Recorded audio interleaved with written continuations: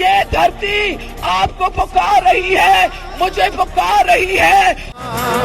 अजीम पीर जी अजीम न्याणी तोखे सलाम, तोखे सलाम।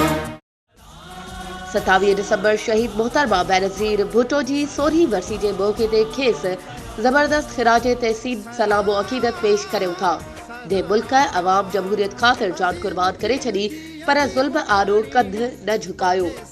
हुआ वफ़ाक़ जी ज़ंजीर हुई जेके शहीद करे अवाम खां रोशनी जी उम्मीद खसी वई।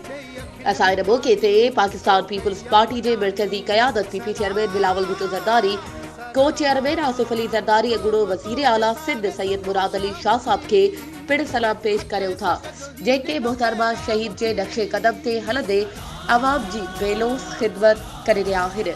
पारा आर्यान सलीम वाजारी ऐं तालके 7 शरीफ जो बादशाह अवाम। ये धरती आपको पुकार रही है, मुझे पुकार रही है।